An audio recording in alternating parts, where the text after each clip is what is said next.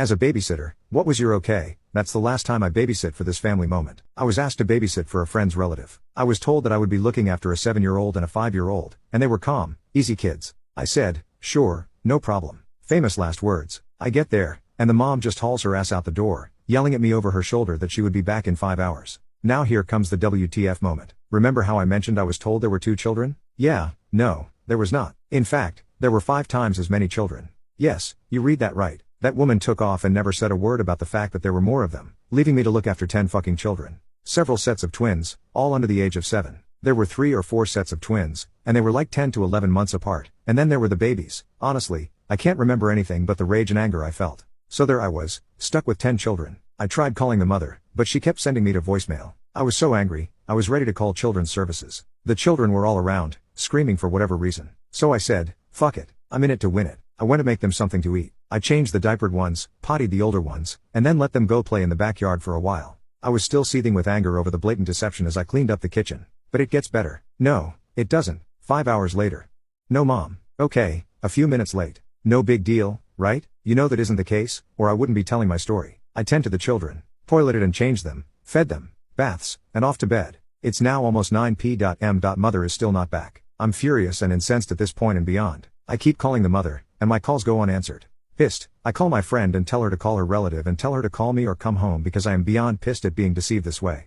My mother never came back that night, so the next day, I'm at it again. I call everyone in the family, including my friend. No answer, so I said fuck it and called the police. I explained the situation, and they said they would send someone. Nothing.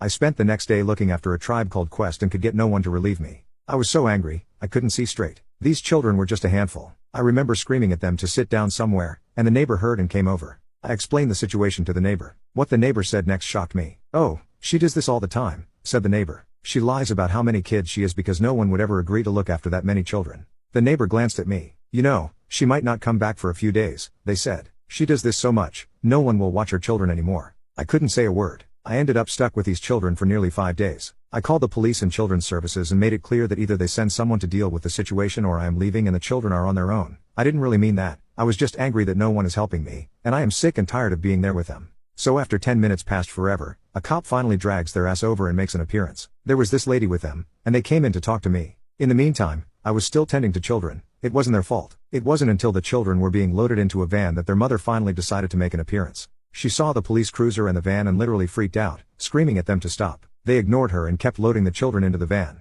I stormed over to where the mother was, pissed and ready to kick her ass. What the fuck is wrong with you?